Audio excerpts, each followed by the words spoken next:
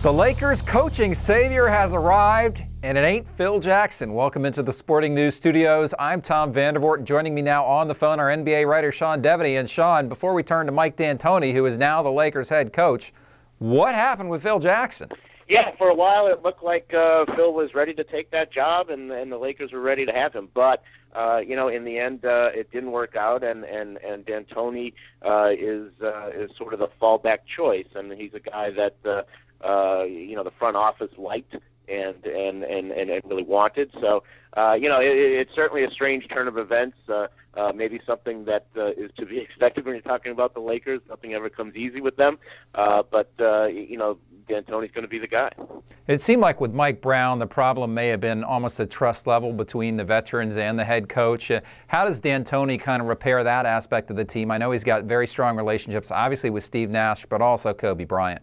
Yeah, that's going to be a big benefit to him, is coming in, having coached Kobe with the Olympic team. D'Antoni is an assistant with that team, also having coached Dwight Howard in that situation, obviously the years he spent in Phoenix with Steve Nash, and he's got a strong relationship with Kobe going back to Italy, where Kobe grew up. When his dad was playing in Italy, Mike D'Antoni was Kobe's favorite player. So, he's coming in with a lot more credibility, I think, than what Mike Brown had, and that's going to be something that will get him off on the right foot.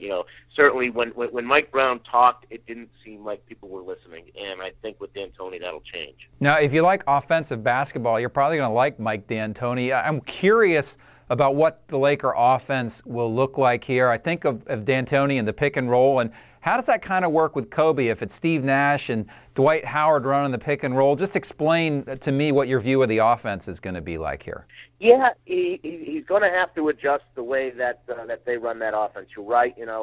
They tend to go out in the fast break, and if something doesn't present itself quickly, they'll go right into pick and roll basketball.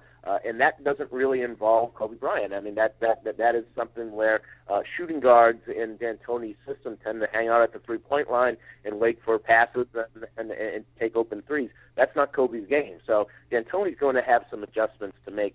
And also, the 7 seconds or less, that's been sort of the motto of D'Antoni's offense. You get up and you get a shot going within 7 seconds of the shot clock. That's something that's going to have to change too, because look, these guys are all 34, 35 years old. They can't get up and down that much. So it's going to be interesting to see how D'Antoni adjusts the offense. Maybe we'll go from 7 seconds or less to 11 seconds or less, or something like that. Yeah, and Kobe, I imagine if he catches the ball out there, it's not just going to be a jump shot. It could be a slashing move to the basket. Yeah, and that's, like I say, that's an adjustment. That's not something that offense really calls for. But it's something that it's going to have to add in order to take advantage of what Kobe Bryant does well, and certainly that's going to be something that Mike D'Antoni will have to get to work on. Now, the other aspect of this, obviously, is on the defensive side of the ball, and you were quick to point out to me on Friday, and I think in your column again today, that D'Antoni's never been known as a defensive coach. And if you just look at the Lakers' record this year, when they hold the opposition to 90 or less, they win, and when they score 90, the opposition scores 95 or more, they lose. How does the defensive aspect of this new coaching hire translate for the Lakers? That's going to be the big question, and that's been one of the problems that D'Antoni has had as a coach. As good as he is on the offensive side, his teams have been bad defensively, and that catches up to you in the playoffs. And, this is a coach whose teams have never gotten to the NBA Finals and has actually only gotten to one conference final. So, the D'Antoni system, as good as it looks in the regular season, has not worked in the playoffs.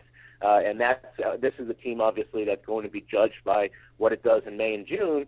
And you have to wonder, can he get them to play the level of defense they're going to need to survive at that time of the year, and that's really going to be it's been the big question with D'Antoni throughout his career as a coach, and now it's going to be certainly the number one question when the playoffs roll around. No doubt about it. All right, Sean Devaney, thanks so much for your time today. Well, thanks for having me.